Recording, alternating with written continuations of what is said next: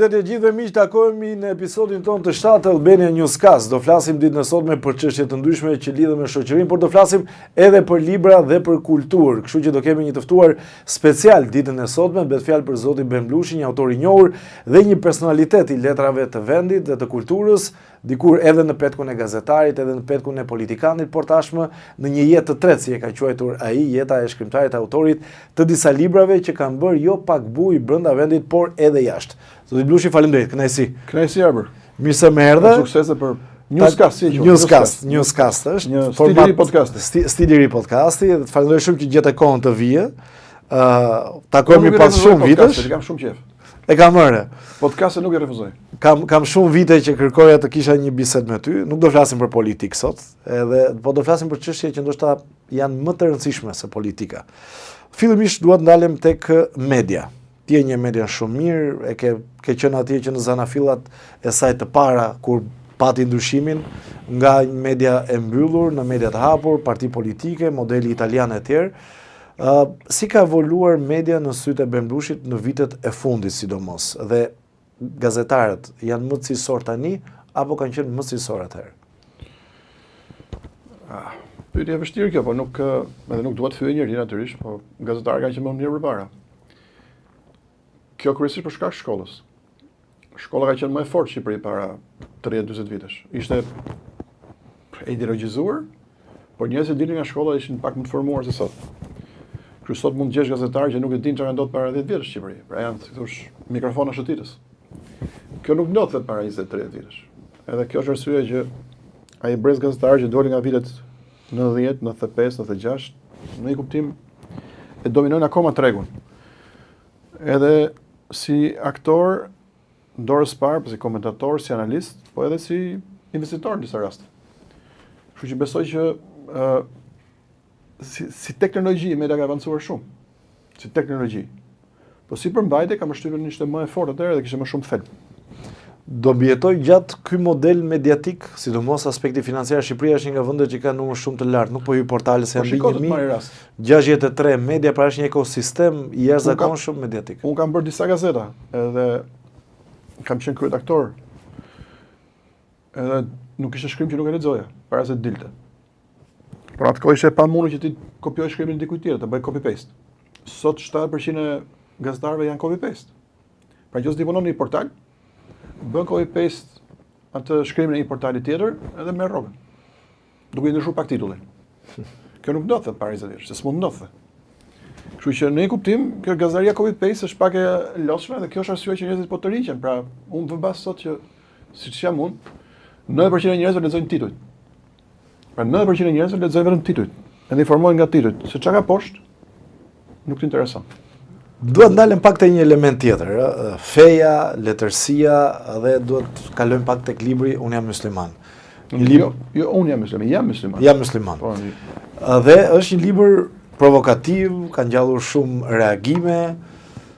Të gjithë më thonë që Blushi është natyrë që e ka qef provokoj debat, dhe kjo është deri këtu është gjë normale, por të shkthyer në bezdi, në shqetësim, në momente saktuara, reagimet nga njerëz të saktuar, nga grupe të saktuara. Jo shumë. Jam mësuar me këtë që kam shumë vjet. Njerëzit më akuzojnë për gjëra që si mund të bëja, si kam pas mend të bëj. Po në Shqipëri është një falang njerëzish, unë e di kush janë ata. Janë ca të dëshpëruar, ca islamik, për fat keq. Ca njerëz që mendojnë akoma që këtu Shqipëria është një rend komunist, që në fakt nuk është. Edhe ky takëm njerëzish, këta kanë vetëm i punë të shajnë në Facebook. Kështu që unë i njoh mirë këtë kontingjent, edhe kur futen në pyllën e Facebookut, unë jam një kafshë servitur. Unë di si të sillem aty. Pra, di si të ruajm nga lepujt, nga kam lexuar disa nga reply që nga Kunadet, nga Gjarprinc. Kështu që jam mësuar, jam i kafshë servitur, kam 30 vjet që servitem. Mos më ndoshta më shumë. Unë jam sharë para se të fillonte ky të hapi, kishte ky pluralizmi i sharjeve, që filloi në 91. Blushi më bën përshtypje diçka, Eduard Lir, me një udhtim që ka bërë në Shqipëri për ata që kanë lexuar Shqipëria viteve 1850-1870, thot në një moment kur isha në Elbasan dhe po pikturoja, vinin dhe më gjuanin me gur, më thonin shejtan. Po, i ka ndodhur në Tiranë ajo gjë. Po. Tani ka ndryshuar shumë nga jo periudhë kohe, pjesa që ka të bëjë me radikalët fetar apo jo? Kjo haters si quhen, pra ata njerëz që vetëm urrejnë, është fenomen global. Po të lexosh to gazetarët e mëdhenj ose shkrimtar ose celebrity që quhen, gjithkohë ankohen për këtë gjuhën e urrëties që marrin faqet e tyre. Sepse për fat keq bota është shumë e polarizuar sot. Nuk ka qenë kështu para 25 vjeç, para 30 vjetësh. Pati shpresë që hendeku social mes popujve ose mes stresave të ndryshme do zbutej. Në fakt po vjen duke u thelluar. Kujt ja merr mendja para 20 vjetësh që njeriu më i pasur i botës sot do kishte gati $1 trilion, siç është rasti i Elon Muskut. 1 trilion. Njerëzit më të pasur në botë para 30-40 vjetësh kishin nga 5 miliard, 20-10 miliard. Sot të duken pak. Me krahasim me gjithë ky ndek ka shumë të pasur. Kjo do thotë që ata grumbullon ka shumë pasuri sa shumë njerëz varfërohen për shkakun e tyre. Kështu që ky ndek social e ka shtuar gjuhën e urrëties në gjithë botën. Ndoshta vetëm Kinë, se Kinë nuk lejohet të shash. Po në vende të tjera ku ka pluralitet mendimi, siç është Shqipëria, ata që jetojnë çdo ditë keq, mendojnë që ata që jetojnë mirë kanë fajin për vështirësitë që kanë ata në jetë. Kështu që kjo ka për të vazhdojë ndodhi, përsa kohë që ky ndek social do rritet, kur njerëzit janë pak kënaqur. Ç'më mendim ke për rrymat që ka në Shqipëri? Pra rrymat po flas radikale, sidomos ato që janë fetare. Janë të ushqyera nga jashtë apo janë burim i atyre shkaqeve që ti the dhe pjesës që ka të bëjë me doktrinën fetare? Për këtë arsye që thash, përsa kohë që shoqëritë janë pak të shqetësuara sot, se ka fjalën vetëm për shoqërinë shqiptare. Italia është kështu, Gjermania është kështu, Franca është shumë shoqëri e trezuar, pra nuk ka paqe. I Anglia shumë problem. Këto njerëzit e dëshpëruar ku gjejnë preje. Puna nuk i kënaq. Familja është me probleme. Pasuri të mjaftueshme nuk kanë. Për të shkak raportet familjare mund të jenë të cënuara, ose të lënduara, ose të lëndueshme. Gjejnë preje të një gjë që s'ekziston, siç është feja. Edhe, si thosh, lidheve mish e shpirt me saj dhe unë mirë kuptoj. Po disa prej tyre kalojnë masën dhe pastaj bën radikal. Pra i thot, për sa kohë që unë jam fetar edhe jam dorëzuar Zotit, edhe është e drejta ti, pse nuk bën ti si unë? Në këtë moment ai fillon dhe nga imponim, nga njëri që shkon aty për të mbrojtur, kthehet në një gladiator. Pra kthehet në një e merr si mision që të gjithë duhet të jenë si ty. Kështu këta njerëz, edhe me shumë sipas meje, fatkeqësi personale ose drama personale, këta kthehen në haters, pra në njerëz që vetëm urrejnë. Edhe gjithkohon shajnë. Unë lexoj për shembull Facebook edhe habite me njerëz që ekzistojnë. Se okay, ti mund të marrësh sharje nga një person që s'ekziston, është një faqe fake. Që nuk ekziston. Edhe ai çan sepse ka një arsye. Po ka burra nga 60 vjeç që ti shef profilin e tyre, shef njëri normal, dhe kur shef se çfarë shkruan ai në Facebook, ti thua si ka mundësi ky njeri të shkruajë kështu. Se këtë që shkruan këy mund ta lexoj goca e vet, gruaja e vet, kam marrë edhe unë, i kam dhënë komentet e faqja. Se kam dhënë për mua, përgjithësi. Pa folur për ai nuk mendon fare, pra shkon në xhami, për shkak shkon në xhami, aty falet edhe mendon që shpirti i tij purifikohet, dhe del nga xhamia edhe shan sigurisht një bastard ordinar. Ku ndërkohë që mund të një burr me kollaro, edhe mënyra se si ai sillet, me mënyra se si vishet, janë dëgjuar që nuk shkojnë. Dhe shkon në shtëpi dhe më sa duhet flet me atë fjalor. Edhe unë jam nga herë habitem se çfarë mësojnë ta në xhami, çfarë mësojnë në xhami. Pra mësojnë kur dalin nga xhamia kthehen në luftëtar për të sulmuar ata që nuk shkojnë atje. Kështu që kjo do vazhdojë, them unë, kjo do vazhdojë. Ka ndikim nga vende të tjera? Shqipëria do jetë shumë e afektuar nga kjo mod. Është ndikim i vendeve të tjera apo jo? Ose ka një dorë vendeve jashtë Shqipërisë, kuptohet? Nuk kam fakte për këtë, por sigurisht që kjo është tendencë globale, pra Evropa në përgjithësi po afektohet shumë nga... Më lejo ta them unë, ekspertë e sigurisë mua më kanë thënë që po. Nuk e përjashtoj. Nuk e preshtoj. Si është pritur libri, më mirë në Kosovë apo më mirë në Shqipëri? Jam musliman. Më mirë në Shqipëri patjetër. Unë kam lexues të mirë në Shqipëri. Unë kam një kontingjent lexuesish besnik prej gati 20 vitesh. Edhe ata më lexojnë edhe presin librat e mi të rinj. Kështu kjo për fat mirë kam arritur ta garantoj këtë gjë. Të kem një kontingjent lexuesish besnik. Nuk po them fanatik, por besnik. Që me që librat e mi përpara i pëlqejnë, blenden librat e mi të rinj. Ndërkohë, në Kosovë si janë pritur? Si ka qenë reagimet? Pashi ishe pak ditë më parë, apo jo? Shumë mirë. Edhe Kosovë, për fat mirë, lexova jo pak. Projekti i radhës cili është? Dje pash një postim, ishe i gëzuar, kam bërë një libër të ri, apo jo? Përfundova një tjetër. Po nuk e them dot. Unë nuk flas për librat e mi para se të dalin. Okej. Kështu që nuk është projekt shumë i bukur. Subjekti ku mund të jetë? Nuk e them dot këtë, po është një projekt shumë i bukur, që në 95% e kam mbyllur, pra një fazë korrektimi. Është pak voluminos, shka mund të jetë një problem, pas besoj. Edhe me shumë shpresë ose me gjaz do nxjerr në tetor, nëntor. Po letërsia që lexon kur do të frymëzohesh ose në kohën e lirë, cila është? Problemi i madh i letërsisë, unë pak që kam se është që unë kam humbur aftësinë për ta mbaruar një libër. Unë mund të lexoj 20 libra njëkohësisht. Po, aftësinë për ta mbaruar një libër nga fillimi deri në fund e kam humbur. Përsa? Është pak e vështirë ta shpjegoj, jo se ata libra nuk më pëlqejnë, po sepse vëmendja ime shkon diku tjetër. Pra nuk është se s'm pëlqen një libër dhe e lën mes, po se vëmendja ime shkputet nga ajo dhe kërkon diçka tjetër. Pra si thosh jam i lexues një lloj gjatari që gjithkohon kërkoj një pret të re. Nuk ngope me të parën, e lën mes, shkoj ke e dyta, ose ke e treta, ke e katra. Kështu që në atë dhomën ku punoj, kam 20 ose 30 libra të hapur dhe të lënë në faqe të dyshme. Pastaj i marr prap, ose i lë aty për një vit i kthehem prap çon se kam. Çfarë motivon Bemblushin për të shkruar, për të dedikuar jetën librit? Më jep kënaqësi akoma kjo gjë. Pra, pse thosh, është dhe një sfidë me historinë? Shiko, Tirana e sotme ose njerëzit e brezit tim, miqtë e mi të vjetër, po dhe më të rinj, çon se kalojnë shumë kohë nëpër kafe.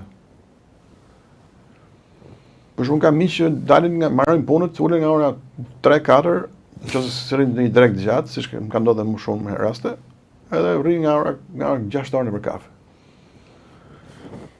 Kjo është vulgarizim. Shumë është 6 orë. Vulgarizim. Pra të ish 6 orë, shkon në një kafe ku shkon për ditë, vin po ata njerëz aty, bën po atë muhabet, pi ujë, kulin pi kafe, pini një birë. Kjo është vulgarizim. Edhe unë i ruaj shumë kësaj gjëre, se ta shkatroj jetën time në këtë mënyrë është shumë e dëmshme në kuptimin e mirë të fjalës. Kështu që letërsia është një lloj pastrimi për mua. Unë pastrohem duke shkruar. Pastrohem, mendoj gjithkohon edhe trujim gjithkohon punon. Dhe për të vërtetë thash kjo më jep kënaqësi, sepse gjithkohon ti shpik. Unë shpik gjithkohon gjëra që s'kan ekzistuar. Edhe kjo më jep shumë frymëzim. Projektet e tjera përveç letërsisë, filmi ndoshta, keni një traditë familjare, ja? Koncert 1936 lidhet shumë ngushtë me babai im ka bërë një film. Babai im mund të jetë autori i po flas nga librat mësimor në optikën time. Po unë se kam pas fare deri sot bëj një film. Do kisha shumë qejf, po nuk ka ardhur kjo ditë. Shpresoj shumë që një ditë bëj një film. Është një nga pasionet e mia më të mëdha. Edhe nga herë ku kthehem mbrapa them vetëm gabim që kam bërë në jetë, kam bërë shumë, por kjo është një nga ato. Është që vëj shkoja në shkollë për letërsi, që s'duhet shkoja faktikisht shkollë kot. Edhe s'm ka mësuar asgjë. Jam pishman për atë shkollë, po ashtu që zgjedhja ato vite, duke sikur shkolla gjuhësi ishte diçka që kishte një farë vlere, u çapo regjisor. Nuk e mendova dot të gjë atëherë, po ta kisha menduar do kisha bërë shumë filma të mirë besoj. Shpresoj. Sepse unë jam fotografi tani, edhe kam testuar si thosh vetë. Po, e kam ndjekur. E kam testuar veten çfarë raporti kam unë me imazh. Dhe kjo është e rëndësishme, pra të kesh raport me imazhin, pra me, si thosh me sendet. Se ti mund bësh fotografi, mund bëj fotografi të njëjtës pemë, po ti e bën ndryshe, unë e bëj ndryshe. Pra kapi jote dhe kapën time janë ndryshe. Unë kam testuar pak veten këto vitet e fundit me fotografinë dhe jam pak i kënaqur me këtë. Do të kthem pak te diskutimi për fen. Pse e shikon problematike të ardhmen, sidomos me pjesën e radikalizmit islamik? Unë nuk e thash të gjë, po thash që Shqipëria nuk është afektuar nga kjo. Do ketë probleme, the, pak më herët. Nuk e thash të gjë. Shiko, në fakt, radikalizmi islamik sot është bërë problem në Anglisë e Shqipëri. Pse? Sepse ato janë shoqëri që nuk e njohin Islamin. Dhe një aktor shumë i njohur, kurse ne e njohim. U sulmua një ditë më parë, po Helen Britanike u bë lajm i madh. Po pra, ato nuk e njohin. Pra nuk është vështirë për një anglez bashkëtojë me një komshi musliman ose islamik, që ka ato zakonet e veta, e mënyrën e vetë jetesës. Për shqiptarët kjo është problem. Ne kemi 500 vjet që bashkëtojmë me Islamin. 500 vjet që ka ardhur këtu, edhe janë 300 vjet që si thosh është dominos. Kështu që në rastin tonë nuk është shumë problem. Por në rast se grupet frymëzuara fetare do ndërmerrin një aksion politik, kjo do ishte e rrezikshme. Se kjo mund të sunonte liritë tona, pra shtetin ton laik. Kjo është pika ku unë kam një problem. Pra, deri në pikën që të drejtat fetare apo interesat fetare nuk të cënojnë shtetin laik, pra drejtat tona kushtetuese, unë s'kam asnjë problem. Fare. Kur kjo ndodh, librimi i fundit këtë ka, ky është thelbi i librit të fundit. Pra, se si shteti laik kërcënohet nga një grup fetar.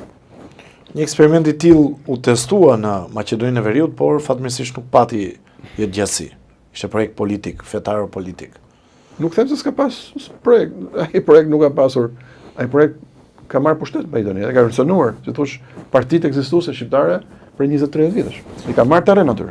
Me që jemi të Maqedonia, këtë debatin për gjuhën shqipe në provime, si e ke parë studentët? Shpresoj që po zgjidhet apo, sikur ka një reflektimi. Po ka edhe relaksimi. Është pa drejt, absolutisht e pa drejt që ti të mohosh studentëve të japin provime në gjuhën shqipe, është e pa drejt. Shpresoj që do zgjidhet dhe revolta e tyre ishte shumë e arsyeshme mendoj. Të pëlqen që ka te brezi i ri ka këtë ndjenjën kombëtare, pra është ende aktive, nuk është e shuar, sepse dikush mendon ose ka shumë debate që të rinjt nuk janë aq shumë të dhënë pas ndjenjës kombëtare e tjera. Po s'duhet të rinjt.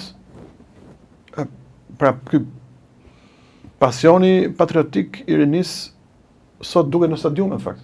Vetëm aty e shprehën ose në këngë para shumë tallava. Aty shprehet ky delli patriotik më shumë. Kur kanë ndeshje të forta kombëtare, ti shef turma të rinj, janë 20-30 vjeç që këndojnë këngë që para 50 apo 60 vitesh, këngë luftëtarësh. Edhe delli patriotik aty shprehet shumë mirë. Po për sa kohë që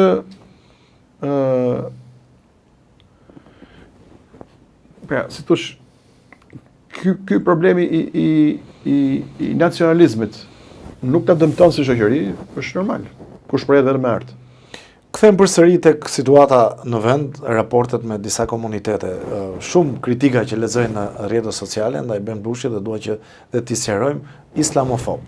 Pra islamofob quajnë disa grupe, islamofob të quajnë grupe të tjera. Dhe mos gabojmë, dhe kur keni qenë kandidat në Elbasan, ka patur peticion nga xhamit kundra jush.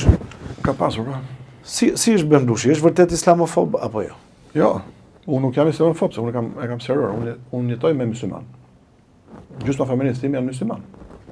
Gjysha ime ka qenë muslimane. Gjysha e fëmijëve të mi është muslimane. Pra nuk kam asnjë problem me këtë gjë. Çështja është që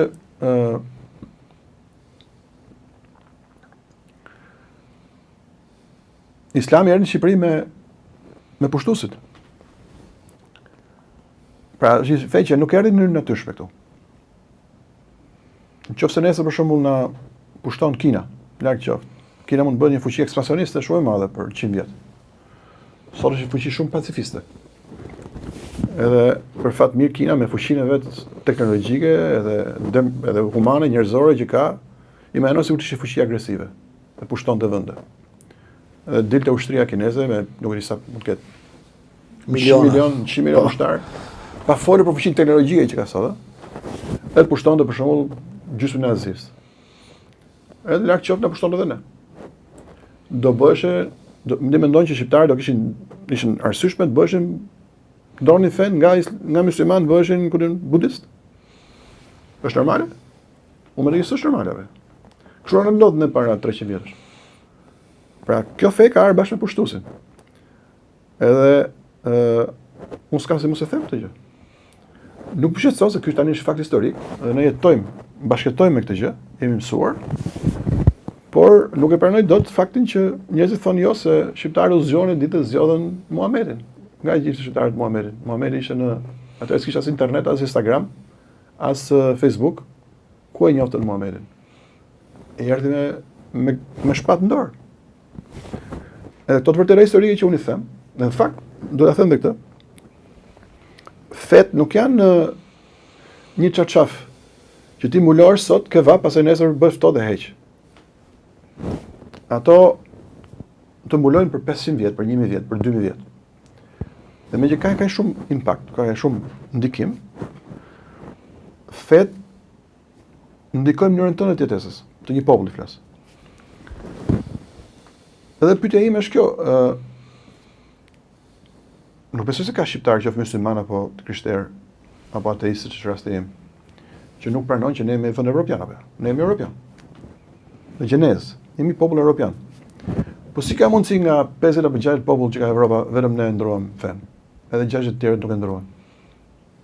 Belgët, kroatët, grekët sigurisht. Po. Portugezët.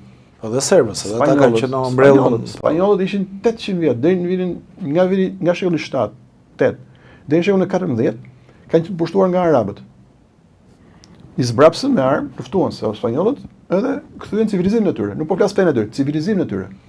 Mbasi i zbrapsën arabët, çfarë bën spanjollët? U bën populli më i fortë, një nga popujt më të u bën perandori, edhe shkuan zbuluan edhe Amerikën. Apo jo. Pse nga 50-60 popull të këtij pellgu evropian, vetëm ne u bën e përqafuam islamin. Si e përqafuam? Me dhunë. Me dhunë. Dhe për fat keq, ata që na pushtuan ne, na sollën islamin këtu, në vitet 1500, 1600, 1700, ishim më të parapambetur se ne. Ne ishim shumë, po të lexosh kronikat e kohës, Shqipëria e Skënderbeu dhe para Skënderbeu, pra bizantine dhe përpara, ishte një vend shumë i zhvilluar se Turqia e shekullit 13-14. Shumë i zhvilluar. Pra si thosh, ne patëm fatin e keq pushtojmë nga një popull më primitiv se ne. Në të gjitha kuptimet, kulturor, arsimor, fetar. Dhe shumë ndryshe mentaliteti dhe çdo gjë. Nëse sot e pranojmë, i kesh parë renditjet e varfërisë, të arsimimit, të happiness, të lumturisë, të investimeve, të cilësisë qeverisjes, të medias po dush, të Evropës, kush janë në vend fundit? Shqipëria, Kosova, Bosnia. A kështu? Kush janë tre vende më varfër në Evropë? Shqipëria, Kosova, Bosnia. A është vërtet apo? Raportet aty janë. Po kështu, shif çdo renditje të çdo lloj treguesi të zhvillimit, tash nga qeverisja deri ke media po dush, fund fare vin Shqipëri, Kosovë, Bosnia. Tre vende që feja pari shumë ndikim. Po cila fe? Feja e një pushtuesi që ishte më primitiv se ai që u pushtua. Kjo është fatkeqësia jonë kombëtare dhe unë këtë e them. Pra, unë nuk i them një muslimani sot leje këtë gjë, edhe bëu pishman. Jo, ai ka pjesë të identitetit vet. Por si fakt historik, ne na kanë lënë mbrapa bashkëtesa me fenë e pushtuesit. Është feja e pushtuesit. Më ka bërë përshtypje e ke ngritur. Kjo nuk do të thotë që jam islamofob. Kjo thotë që jam i vërtet. Pra themi gjë që ka nuk duhet ngatruar njëra me tjetrën. Jo, absolutisht, po si jam islamofob. Si mund të jem islamofob njëri që ka gjysmën e familjes musliman? Absolutisht, jo. Jo, më kam të qartë, po thjesht shikoj, po bëj ato kritika që shikoj dhe i mbledh në rrjetet sociale. A janë fakte ato që thash? E qartë. Si mendon ti se turqit e shekullit 13 ishin më të arsimuar dhe më të kulturuar? Se shqiptarët e shekullit 13? Absolutisht jo. Madje mund të them dhe diçka tjetër, sa duhet të kaloj pak tek heroi jon kombëtar, Skënderbeu Gjerkastrioti, dhe po të lexosh historinë zyrtare, vëllimin e dytë, dhe atje thot shumë miq, një nga periudhat më të dhimbshme që ka kaluar Shqipëria është pas Gjerkastriotit, pas vdekjes së tij, që ka patur masakra të tmerrshme që janë bërë nga osmanët asaj periudhe kohe. Njerëzit janë vrarë dhe sepse nuk konvertohesh. Nuk konvertoheshin, gënjenin dhe kur rrethoheshin kështjellat, i thoshin janë vrarë sepse nuk konvertohesh. Edhe ta dish, çdo njeri që sot, për them, unë tash jam ateist, pavarësisht se gjysmë e familjes e kam myslimane, gjysmë e kam krishterë. Por çdo familje që sot është e krishterë, i ka rezistuar, si thosh, kësaj dhune për 300 vjet, do ta di që stërgjyshët e tyre ose katragjyshët e tyre kanë paguar taks. Po, çfarë është kjo? Taks fetare, gjithë quaj. E thot dhe Pukvili në gjatë taks fetare. Pra, në kohën e Prendarisë Osmane, kur ne ishin pushtuar, paguaje që kishte të drejtën të mbeteshe i krishterë, pra nëse nuk pranoje të konvertoheshe, paguaje taks që myslimanët nuk e paguante. Imagjinoj sot se për shembull qeveria të çmendët dhe vet taks për një grup fetar. Thot kush është Bahai, ke dëgjuar që është Bahai? Ka qenë një Po, kam dëgjuar. Po, ka qenë të çmendur një grup fetar që quhet Bahai. Lloj sekti. Imagjinoj se qeveria des bëj taks. Thot, po që ti je Bahai do të paguash taks. Që myslimanët se paguan, krishterët se paguan, budistët nuk e paguan. Ose të bëj taks mbi ateistët. Po kush është ateist? Zemona ime? Të vi ai taksamleci i qeverisë thot, qeveria ka vendosur, po ti je ateist, paguani taks. A ka sens kjo? Ja pra kështu si kemi bërë ne musliman. I bërë me dhunë të një pushtuesi primitiv, barbar. Erdhi nga Azia dhe na pushtuan. Me fisët turk kanë nga Azia, larg me kebrës. Ka bërë përshtypje në një tjetër intervistë. Edhe kështu ngelën vënë më i pejgamberit në Evropë. Patëm dolëm të fundit nga shteti i fundit i pavarur, Imperiumi Osman ishim ne. 1912. Grekët 1821. Serbët 1870. Pra gjithë ishte 50, 60, 70, 100 vjet para nesh. Serb, grek, bullgar, maqedonës. Pse Marazes, Maqedonës jo. Marazes. Pse këta popull dolën nga Imperiumi Osman para nesh? Dhe me që patën kohë rreth 50, 60, 70 vjet. Si shtetet pavarura, kur ne dolën pavarur 1912 na sulmuan. Ku i gjetën ushtrit ato? Kishin 50, 60 vjet kohë për tu rimëkruar shtetet pavarura po. Dhe para 1912 na sulmuan ushtri, serbët, grekët e Marazesët. Pse? Kishin shtetet e tyre të pavarura dhe bullgarët. Nëse kishin. Kjo është arsye. Duhet ndalem pak te Skënderbeu. E përmend shumë herë në intervista, vërtet ka mllef nga disa besimtarë ndaj tij, është e vërtetë. Skënderbeu është armiku kryesor i islamikëve të Shqipërisë, jo i muslimanëve, i islamikëve. Unë ndaj islamikët me muslimanët. Patjetër. Nuk kanë njëjtë gjë. Muslimani është një gjë, një qytetar korrekt, normal, që respekton shtetin laik, edhe ka besimin e vet. Islamiku është njëri që do të cënojë shtetin laik. Pra ai është kundërshtar i shtetit laik. Ai është për një teokraci.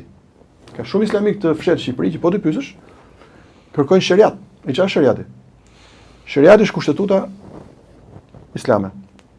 Pra si thosh, një shtet që nuk drejtohet nga ligji, nga kushtetuta dhe nga ligjet fuqi, po nga ligjet fetare. Ka shumë islamik në Shqipëri që duan shariat. Dhe çfarë kërkojnë ta shariatistët ose sharia të quhet? Këta armiku kryesore kanë Skënderbeun. Dhe ideali i tyre çush është, shkojnë ditë në shtetin Skënderbeu, ti vën Skënderbeu si quhet, lak, ata rrezojnë. Këtë po shkruaj para shumë te libri jam musliman, po vjen keq sipas e lexuar. Jo, ende sepse unë librat e mirë do ta kisha lexuar para se të ftoja. Librat e mirë i lexojnë verë. Ah, okay. Pra, dua ti shijoj. Vera sa më ardhur. Nuk dua ti lexoj, dua ti shijoj. E kam të sken libër. Për asesi një grup islamikësh, ata që duhet të rrezojnë kushtetutën tonë civile, dhe ta zoncojnë me kushtetutë fetare, shkuan në Skënderbej, i hodhën Skënderbeut një lak në qaf, edhe rrëzuan nga pedestali. Këtu bie Shqipëria. Dhe mos kujto se kjo është një fantashens. Ka njerëz realisht që duan ta bëjnë këtë gjë. Siç ka njerëz që deri para sa vitesh shkonin aty dhe mbulonin. E ke parë? Po, dhe mbulonin Skënderbeun. Në fakt, pse ekzistojmë ne? Ne nuk kishim shumë pak arsye historike ka pas që Shqipëria të ekzistonte. Shqipëria, si thosh, u ringjall gjatë rilindjes. Fësuri ngjall me mitë të Skënderbeut. Pra në kohën perandorisë osmane, ato 500 vjetë të mërshme, nga viti 1479 kur përshtua Shkodra, 1479 është rënja e qytetit fundit shqiptar, kjo Shkodra. Ishte qyteti më i madh i kohës në atë kohë. Skënderbeu kishte vdekur 1467, Shkodra ra sa i bie? 12 vjet mas vdekjes së Skënderbeut. Pak shumë pothuajse këshillat më të rëndësishme. Po, 10-12 vjet. Aty si thosh u pushtuar Shqipëria 100%. Po nga 1479 deri nga 1800 e caja, mini Skënderbeut u zhduk. Turqit e zhdukën. Pra ekzistonte si thosh në gojdhëna. Pra 300 vjet. 300 vjet suksese më i madh i turqëve ky ishte. Të zhdukën armikun e tyre më të madh që Skënderbeu. Sa ai rezistoi më shumë se të gjithë për interesin e Evropë. Për fat, ky është suksesi më i madh që bëri rrjedhja kombëtare, pra ku nga Naimi, Fanoli i fundit, e ringjallën Skënderbeun. Pra sikur e morën thërmiat që kishin rënë në kujtesën kombëtare, i bashkuan dhe ndërtuan Skënderbeun. Mbi këtë mit, si u dështja 50-60 vjet të ndërtohej, u bë Shqipëria. Ndryshe do ishte bërë. Do ishim Turqia, por nuk do ishim pak Malzi, pak Serbi, pak Greqi, nuk do ishim bërë. Sipas meje, ajo përkrenarja e famshme e Skënderbeut, e ke parasysh? Ajo shërbeu si një tas ku përzje materia jonë kombëtare. Aty u kriju Shqipëria. Ke përkrenarja e Skënderbeut, praktikisht ke ajo tenxherja e tij. Fjala tenxhere s'pëlqen se është turke, po si tas. si një enë balte. Aty u kriju Shqipëria. Kështu që njerëzit duhet të rrëzojnë sot, duhet kthehen aty. Edhe ka shumë njerëz, unë njoh njerëz konkret që po të flasësh me ata, thonë Skënderbeu është armiku jon më i madh. E kanë seriozisht apo janë rryma të paguara nga jashtë? Jo. Po çfarë ka kjo e paguara nga jashtë? Pra e besojnë vërtet apo? Edhe për ty, po të shkosh në Izrael do thonë i paguar nga Izraeli. E kanë thënë. Po ti si i paguar nga Izraeli? Nuk jam. Po s'ke si ti jesh. E kanë thënë. Pse do, jo, edhe kemi gjë. Pse do harxoj edhe Izraeli për ty? Se hajse ti po korruptohesh. Po Izraeli pse do harxoj, ku diun, 5000 euro në muaj për të bërë këtë podcastin? Çfarë shërbimi bën ti Izraeli? Izraeli ka sot në listën e 10 miliarderëve më të mëdhenj të Amerikës, 7 janë hebrej. E pse do kur ka ata, pse do merret me ty? Kështu që këto nuk i besoj shumë to jetë paguar. Mund të ketë qarqe të caktuara fetare që thosh financohen nga një shtet arab ndoshta. Po tharmi është vetë këtu. Duhet ketë një kujdes nga grupet e interesit, po flas media, nga instanca shtetërore që ta edukojnë publikun si duhet për të mos lejuar këto rryma që ndoshta të kthehen dhe në rryma dominante, ndoshta. Të shoqëria bën vetë, si pastrimi shoqëria bën vetë. Po ne kemi një fat madh se jemi shumë afër Evropës. Edhe Europa, si thosh, na ndihmon gjithkohon që të ruajmë shtetin laik. Kjo është. Pra, e mbrojmë shtetin laik nga rryma që mund të vinë nga një palë apo nga një palë tjetër. Kjo është pasuria më e madhe, shteti laik. Zoti Blushi, një temë që dua ta trajtojmë dhe e kam dhe unë si pyetje brenda vetes dhe ja bëj her pas here njerëzve që kanë informacion, janë të lezuar dhe e njohin mirë historinë. Çfarë do thotë të jesh shqiptar në vitin 2026? Të jesh shqiptar në vitin 2026 do të thotë të jesh shumë afër me një italian, shumë afër me një gjerman, shumë afër me një sloven, shumë afër me një grek, shumë afër me një belg. Pra dhe thotë që ne jemi shoqëri shumë e integruar sot. Kjo nuk ka qenë kështu para 100 vjetësh. Kur Shqipëria u bë e pavarur 1912, distanca jonë me një qytetar shqiptar me një qytetar europian ishte katastrofike. Edhe më keq vitin 1990, kur ra komunizmi. I mbamën që të krahasos shqiptarët e vitit 1990 me leshra, fatkeqësisht, shumë të varfër, që nëse u kishin dalë nga Kafazi, 50 vjet Kafaz, çfarë diferencë kishin ato me një italian të jugut ku shkuan, ose me francez. Shqipëri sot, unë jetoj rrugën e Kavajës, edhe dal shumë në këmbë, shoh italian, francez, belg. Kanë shkletuar librin. E përmend dhe rrugën e Kavajës. I shoh që ata han qoftet të lagja ime, Madje presin rrallë disa Po. restorante. Nuk i dallon dot nga komshinë e mi. Janë të veshur i soj, i njëjti portret, i njëjta rrudha, njëjta fytyra të lodhura ose obeze, jemi europianë shumë obez, për fat keq, edhe ne po bëhemi obez. Me barqe, grab të varura, të veshura i soj me xhinse, nuk ka ndryshim. Unë për shembull besoj se shumë, po unë e kam stërvitur refleksin tim deri para 10-15 vjetësh si shumë të tjerë, që sigurisht ishin mes New Yorkut, e dalloi një shqiptar nga një, po themi, grek. Unë shaf si në dalloi një shqiptar. Sot se kam këtë. Mund të jem më ka ndodhur shumë raste tani të shkon në Francë, në Itali, ku do ju shkoj. Vjen një kamarier, ti nuk e kupton që ai është më shqiptar. Në fakt ai është, sepse pasi dëgjon pak flet. Pra, përgjigjja për pyetjen tënde është kjo që ne jemi popull shumë i integruar sot. Shumë më afër popujve të tjerë. Pra, si thosh, pavarësisht se ne ankohemi çdo ditë, e themi kjo është keq, kjo është keq, kjo është keq, kjo është keq, kjo është keq. Shumë gjëra janë keq. Por një gjë është pak kthyeshme. Pra, në 100 vitet e fundit, asnjë popull në Evropë nuk ka ecur më shpejt se ne. Duke marrë parasysh çfarë? Që kemi dalë nga dy regjime terroriste. Regjimi Osman ishte terrorist 500 vjet, edhe pasaj regjimi komunist ishte terrorist 50 vjet. Cili popull ka vujt të dyja njëkohësisht? Kaq shumë. Asnjë. Asnjë popull nuk ka vujt kaq shumë në Evropë.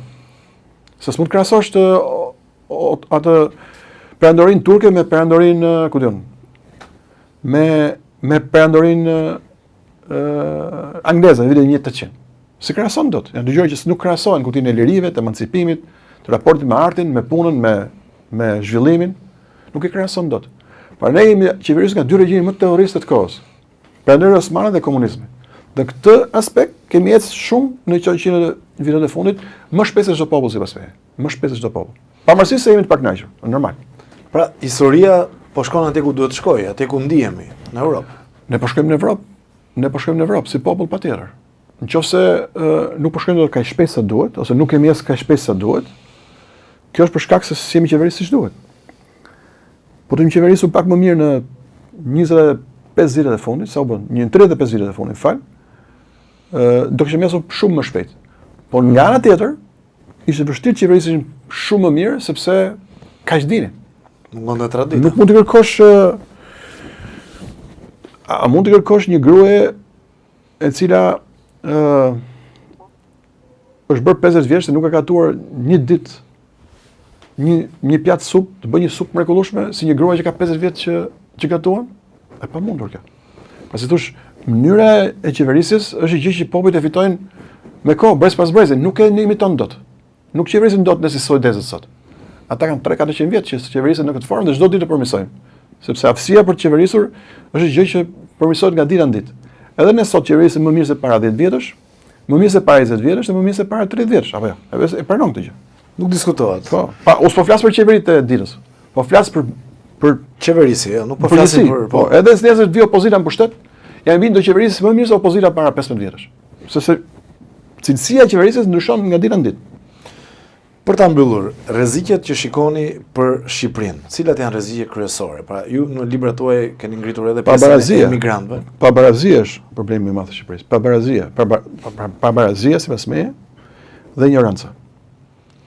Këto janë dy rreziqe më të mëdha që ka Shqipëria. Pabarazia, që është rrezik global, edhe në Amerikë. Pabarazia lidhet edhe me mënyrën dhe kritikat që bëjnë në kapitalizmit, që thon kapitalizmi tradicional ka dështuar. Jo, se po globalizmi po e mbyt kapitalizmin. Jo, unë mendoj sot qeveritë janë bërë shumë më pragmatiste, nga Amerika deri në Shqipëri. Dhe shumë gjëra që nuk i bëjnë vetë, e delegojnë një grupi privatësh. Dhe duke deleguar vetëm një grupi privatësh, shumë pak njerëz pasurohen dhe ndeku social rritet. Kjo ka ndodhur në Shqipëri, kjo ka ndodhur në Amerikë, kjo po ndodh në Itali, kjo po ndodh në Gjermani. Me përjashtim të Azisë. Azia ka një model tjetër.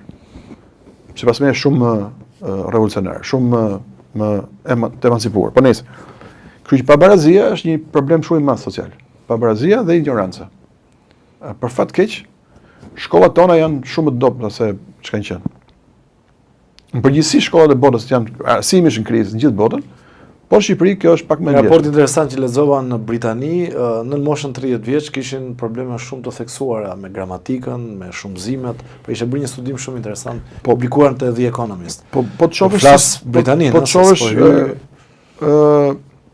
edhe Shqipëria ortografin, drejtshkrimin pra, drejtshkrimin e gazetarëve, ti përmend gazetarët përpara, po ti vësh shkruajnë shqip, unë nuk besoj se nga 100 gazetar ti japësh një fjali me 10 fjalë, njëri prej tyre do shkruaj atë në mënyrë korrekte. S'besoj. Po për fat, jetojmë kohë teknologjisë dhe mund të shkruash gjitha me ChatGPT, edhe s'bën as gabim. Po. S'bën as gabim. ChatGPT ka lindur për të mbuluar ignorancën njerëzore, edhe është fat i madh që e kemi. Është fat apo rrezik? Fat. Do të flasim pak te inteligencia artificiale më të kjo, po si s'ke kohë. Kam kohë. ChatGPT, unë ChatGPT nuk Inteligjencë artificiale. Unë ChatGPT nuk më pëlqen. Më duket shumë ignorante. Unë përdor dy aplikacione të tjera, që një është Groku, Elon Muskut, Po. dhe Gemini i Google-it. Këto janë shumë më të avancuar sipas meje. Gemini është më mirë. Dhe shumë më inteligjente. Më të shpejta, më inteligjente. Kur ChatGPT është Gemini është më manipulator. Apo kjo është për krijesat inteligjente. Gemini është manipulator, mendon? Është manipulator shumë. Nuk e di thonë ekspertët, ëh. Mua më duket më inteligjent se gjithmonë të mban anën, të bën qefin në shumë gjëra. Unë nuk e përdor për arsye personale, ka njerëz sot që jo, testoje, po ta testosh për kuriozitet. Që e pyesin mëngjes çat vesh. Edhe gjithmonë të mban anën, edhe kur është gabim. Po mendoj të bëj një libër ku një grup njerëzish po themi çojnë mëngjes dhe i thon ChatGPT-s ose Gemini-t, çat vesh, çat ha, kët takoj. Çat i them atë që do takoj. Për se thush, kënë robot të robotit. Ta janë robot të robotit. Dhe kjo ditë po vjen. Unë shumë kam miq ose njerëz që njoh që i bën ChatGPT-s pyetje pa mundura, që të shkon mendja. Po, të shkon mendja, por shumë shpejt kjo makinë inteligjente do bëhet aq inteligjente sa mund drejtojë ty në gjithçka. Pra thash, jo vetëm ti thosh mëngjes çat vesh. Si të lyem, gratë për shkak. Çata sot, ajo mund të përcaktojë dietën tënde. Po duhesh për shkakun ti i thua, më bën një dietë që unë do psohem për një muaj. Dhe atë bën një, pra duke i dhënë dhënat e tua, sa kile je, sa i gjatë, ku nuk se çfarë, ajo përcakton mënyrën e jetesës. Dhe çdo mëngjes thot, bëj këtë. Ti praktikisht kthehesh në robot i saj. Po ndërkohë ajo të ka ndihmuar. Unë jam shumë unë jam shumë fan i këtyre. Ti s'ma dhe këtë mundësi, para një vitin e kaluar unë dora të librin Jam Musliman, që ti e përmende. Po një vit para ati, kam nxjerrë një libër që shpjegon inteligjencën artificiale. Është një roman. Edhe unë vetë jam tifoz shumë i madh i inteligjencës artificiale. Po dëgjoja dje papën, i cili mbajti fjalim, nuk po them kundër inteligjencës artificiale, po të kujdesshëm. Edhe para shumë çfarë tha ai tha që rreziku i botës është që në kuptim të dehumanizohet. Pra njeriu të delegoj shumë gjëra që i bën sot vet, do të delegoj një qenie që për ditë po bëhet më inteligjent se vetë njeriu. Edhe kjo është frika më e madhe që ka sot planeti. Pra, apo krijojmë një qenie që na kontrollon, kur deri më sot njeriu ishte, si thosh, bosi i këtij planeti. Ne kemi kontrolluar gjithë qenet e tjera, por na kemi mbijetuar. Ne mundëm kafshët, mundëm dinosaurët, mundëm peshqit, mundëm balenat, mundëm krokodilët, mundëm shqiponjat, nuk ishte kështu para 3000 vjetësh. Një balenë të shkatronte. Sot se ka më njëri fri balenën, apo që si vjen ujku në shtëpi, e bre. Tani ne po krijojmë një qenie që na kontrollon ne. Imagjino se për 10 vjet, 15 vjet, 20 vjet. Dhe totalisht dominuese. Unë s'kam frikë. Ja t'ju japi rast, edhe besoj do të pëlqejë kjo.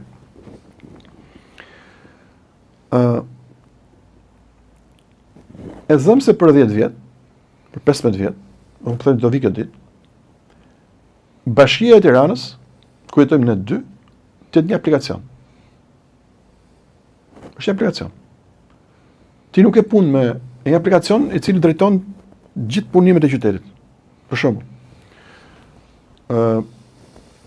policë trafikut. Mund zhduken për 50 vjet. Do thoshi policë, do jetë një robot. Shoferët, do ketë makina pa shofer, driverless si quhen. Pa filluar, dhe ka filluar. Po. Pastruesit. Pse Tirana është qyteti pa pastruar? Se nuk ka fuqi punëtore ta mbaj gjithë të volum plerash që derdhim ne.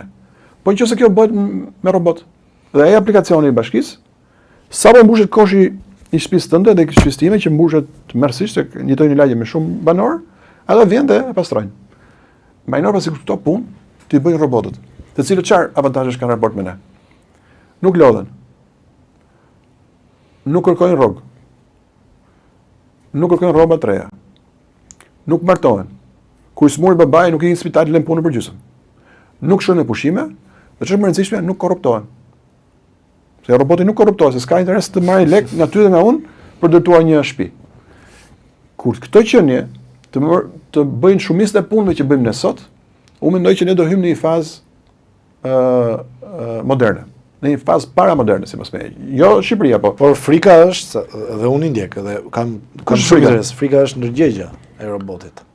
Futja dhe pasja një ndërgjegje mos do të krijonte probleme për njerëzimin. Pra ana errët e po mirë, të marr një grua që në vitin dhe një rast është dhënë, ndjes ta çoj deri në fund për ta bërë pak provokuese. Po.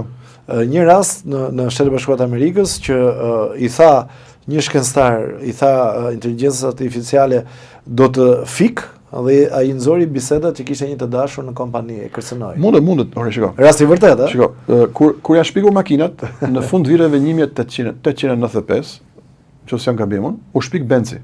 Makina e parë e botës është Benz, Mercedes. E shpiku një burr me emrin Benz. Pastaj për shkak gocës i vuri Mercedes. Ky inxhinier Gjenizi pasme, që shpiku makinën e parë Benzin, herën e parë që e testoi, ja dha gruas vet. Edhe nga shtëpia e tij, ajo bëri një malore, si thosh një 2 kilometra. Njëri i parë që ka dhënë një makinë është gruaja e Benzit. Nga dita që u shpik Benzi, deri sot, që mund të shpikur miliarda makina, sa aksidente kanë ndodhur? Miliona aksidente. Pra njerëz janë vrarë për shkak kësaj shpikje. Po kjo nuk e ndalon njerëzimin që të vazhdojë të shpikë makina për ditë, më të mira. Kështu është dhe inteligjenca artificiale. Sigurisht do ketë aksidentet e veta. Ndërgjegja është problem. Patjetër do ketë aksidentet e veta. Po nuk do thotë që nuk e çon njerëzimin përpara. Do të marr rastin e Bashkisë Tiranës. Pra, mund vi dita, sipas me inshallah vjen, kur ne banorët e Tiranës, kjo do të ndodh përpara në New York, edhe në Londër, edhe në Berlin, po mund vi dita edhe në Shqipëri, ne nuk kemi nevojë të votojmë. Unë kur shkoj sot të votoj, e kam bezdi. Pse? Jo vetëm në Shqipëri. Ti nuk voton për atë që është më e mirë, ti voton për atë që është më pak e keq. Kjo është zgjedhja jonë për fat keq. Do doja shumë vini një ditë, unë e milova nga demokracia. Demokracia nuk po jep ato që pristim. Sigurisht është sistemi më i mirë, po nuk po na jep ato që pristim. Demokracia është jo jona, po dhe ta provoj me italianët, flas me francezët, pse thon shumë njerëz sistemi kinez është më i mirë? Ekonomia është plurale. Po ti mund çfarë duash, por një sistem, unë nuk jam për atë, sigurisht, është sistemi i dhunshëm, dita real, patjetër. Por demokracia nuk po jep frytë më. Dhe mund të vi ditë kur ne nuk kemi pse votojmë. Se ky aplikacion inteligjent, që është bashkia apo qeveria, ky vetë përmirësohet dhe na jep shërbimet neve pa pasur nevojë ta zgjedhim. Dhe nëse ti më vën mua para një dileme. Nëse punëtori që pastron lagjen time apo mbledh plerat e lagjes, ti ishte një robot apo ti ishte një burr i shkëri 55 vjeç me tension, i shëndosh, që do gjithkohon pi ujë, që lodhe futet gjithkohon po shije se i bie dielli, unë do zgjidh robotin. Pse? Sepse ai më shërben më mirë. Po keni parasysh që kesh një grua 90 vjeç. Në vitin 2040. Një grua 90 vjeç. I ka vdekur burri, kalamajt janë në punë vet. Kush shërben asaj? Po sigurisht blej një robot në treg. Këto roboti prodhon Elon Musku. Po ka filluar në Shtetet e Bashkuara të Amerikës. Optimus. $20,000. $25,000. Po, një robot, ajo e blen, për flasim vitin mas 15 vjetësh. Është 90 vjeç, nuk ka fuqi të bëjë pazaret e veta. Dikush do i shërbej, mbas do i gatujë në shtëpi, edhe blen një robot te dyqani Elon Musku, që sigurisht do ketë në Tiranë filial patjetër. Kur shitet çdo gjë në Tiranë do ketë dyqan robotësh. Shkon aty, e personalizon, i dhe emrin, ku diun. Miriam, po ja fuskot. Dyqani ja personalizon, edhe blen e çon në shtëpi. A ndryshon jetën e asaj gruaje? Patjetër. Në fakt kjo qenie, cila çfarë bën? I thot mirëmëngjes. Sipas teje mund të ketë ti japi pak simpati, nuk po them dashuri, ta njofti, ta valloj atë nga komshia vet, të hapi derën, ti blej ilaçet, ti thot pi ilaçet në mëngjes, ti bëj muhabet, ti rregulloj, ti le pastroj enët. A ndryshon jetën kjo një qenie të vetmuar 90 vjeçare që s'ka fuqi të shërbejë veten e vet? Patjetër. Ja pra kjo është. Kështu që unë jam shumë pro teknologjisë. Për arsye që thash, pse ta mbaroj këtu. Teknologjia pra inteligjenca artificiale, sidomos, po dhe këto robotët humanoid që quhen, do na shpëtojnë ne nga shumë budalliqe që harxojmë kohën sot. Për shembull, un po shkruaj diçka dje për një ngjarje që ka ndodhur në Shqipëri. Dhe që të kisha informacione të plot për atë që ka ndodhur para 70 vjetësh, një vrasje, duhet lexoja 10 libra. Bëra një kërkim në Gemini dhe më bërë një sintezë të çka kishte ndodhur dhe të gjithë personazhet që ishin përfshirë aty. Për 1 sekond. Unë e mora deri informacion. Pastaj di unë se si e përdor. Patjetër. Po mora informacionin e parë. Pra e kupton se çfarë pasurie është kjo? Edhe çfarë, kështu që unë jam shumë pro inteligjencë, shumë. Jam tifoz i madh i inteligjencës artificiale. Dhe ta këshilloj librin tim të fundit që quhet Parajsa artificiale, që tregon se si do jetë bota kur t'i mungojnë 3 gjëra: Zoti, paraja dhe puna fizike. Mos harro këtë gjë. Kur një botë pa Zot, pa para dhe pa punë fizike, është të thush një prag parajse. Kur njerëzimi t'i ka arrit të 3 gjëra, mendimin e inteligencës artificiale, që do mundi Zotin, do mundi paran. Dhe punën fizike, si thosh jemi afruar ke parajse, sipas meje. Të prandoj që do t'i lexoj edhe do të shkruaj. Duhet të lexosh. Librat e parë i kam lexuar të gjithë. Çfarë ka bërë? Edhe i pari ka qenë jashtëzakonshëm, diskutohet. Tjetër është një ishull, kandidati. Ai duhet të jetë një nga librat më të lexuar në Shqipëri, më të lexuar. Për fat keq, jo 20 vjet, në 100 vjet, mendoj. Është libër i jashtëzakonshëm. Edhe për fat keq nuk ka si kopje. Ku do që shkoj? Njerëzit thonë pse s'ka kopje në treg. Unë s'po e ribotoj, po e lë pak teorinë të shtohet. Jo, duhet ta ribotoj sepse vërtet që ka një interes të jashtëzakonshëm dhe pëlqet ende. Kandidati ai shumë i bukur, mua më lidhet pak me kandidati e lexuar pse. Kandidati për mua është më i jashtëzakonshëm edhe pse ka kritika shumë ndaj media se flet për disa ka sarkazëm. Dakor, po them kritika dhe është libër i jashtëzakonshëm. Për mua nëse dikush do të shërbe të librin sepse kam thënë që një qytet si do të njohësh politikën, duhet të lexosh. Është bastarduar për fat keq nga një person që s'e përmend sepse vdiq. Po në një qytet i cili ndryshe nga çdo qytet i Europës është detyruar të ketë në qendrën e vet busën e një kolaboracionisti. Edhe kur kam nxjerrë të libër, njerëzit më kanë sharë, thonë ky kolaboracionist ka qenë burr i mirë. Kolaboracionisti ka qenë burr i mirë. Po më që u bë kolaboracionist, ngeli si kolaboracionist. Po nëse histori e gjatë kjo. Debat i madh. Kështu që lexoj këtë librin tim për inteligjencën artificiale. Parajsa artificiale tregon në 130 faqe, shumë i vogël, mund të lexosh për 2 orë, bisedën e një burri me të dashurën e vet më të vogël. Edhe ky shpjegon, ajo i bën një pyetje, i thotë, "Më shpjego pak si do jetë, si është parajsa." Dhe ky shpjegon si do jetë nesërmja me inteligjencën artificiale. Dhe për ta mbyllur, pyetja besoj ta kanë bërë shumë njerëz, kur do flasim me mblushje për politikën e këtyre viteve. Është ende herët? Unë jam i ri, nuk kam arsye të tregoj kujtime. Është shumë shpejt për që unë filloj të tregoj kujtime. Unë kam bërë pak me veten në vitin 2017 dola nga parlamenti. Pra si nuk e mora dot mandatin tim me partinë që krijova. Mungojnë shumë ato fjalimet e asaj periudhë. Nuk kam folur sepse ndodhi kjo, po edhe s'du të bëj atë që bëjnë gjithë ata që nuk marrin mandat ose humbin zgjedhjet. Më hodhin mandat në mënyrë të makabre, mizore, të 2 partitë e mëdha. Unë kam qenë vetë në një qendër votimi dhe numërimi, mëngjes, dhe kam parë me sytë e mi. Po më që është abuzuar shumë me këtë punën, më vodhën, dhe çdo parti sot thotë më vodhën, unë se bëra atë gjë. Unë nuk fola asë ditë. Dinë që nuk e mora mandatin, nuk folem më. E vërtet. Pra kjo ka ndodhur në vërtet fund nuk kam dalë në televizor, kam folur për politikë. Një ditë para zgjedhjeve, vitit 2017, që qenë 24 qershor, nëse jam gabim.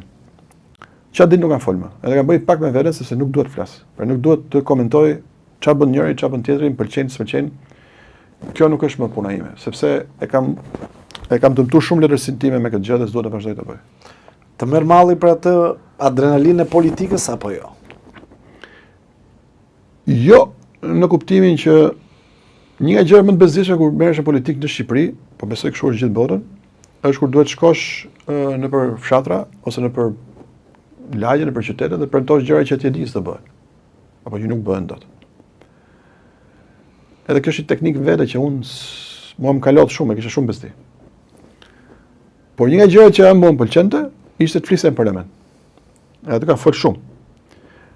Edhe nëse ka një gjë që më mungon, është kjo gjë. Pra si thosh, të kesh atë katedrën më të ndjekur të Shqipërisë, që është katedra e parlamentit, edhe aty të flasësh. Kjo është gjë që ndoshta mungon, por nuk mungon vetëm mua, i mungon edhe shumë njerëz që më shkruajnë thonë, sikur të flisit prap, sikur të flisit prap. Edhe këto Ka një fjalime brillante. Time, Së vërtetës. fjalimet e mia në parlament janë virale akoma, pra her pas here shfaqen edhe njerëzit i përdorin. Mungon pak kjo gjë, po jo shumë. Ka mundësi se unë bëj katedër në shtëpi. Vë aty dhe mbaj fjalime. Kam kollaj këtë gjë. Ne do kthesh prap viral. Po s'ka arku ato bëj. Faleminderit shumë Bremblushi. Kënaqësi që të kisha. Faleminderit shumë. Ndërkohë me këtë intervistë erdhëm në fund edhe të pjesës të parë të Albania Newscast. Për çdo çështje që ju vjen në mendje na shkruani, jepni komentet tuaja, mos harroni ta bëni edhe subscribe, do të shikojmë të gjitha komentet tuaja dhe të gjitha sugjerimet dhe do t'i reflektojmë me të ftuar. Do shkëputemi shumë pak, rikthehemi me pjesën e dytë.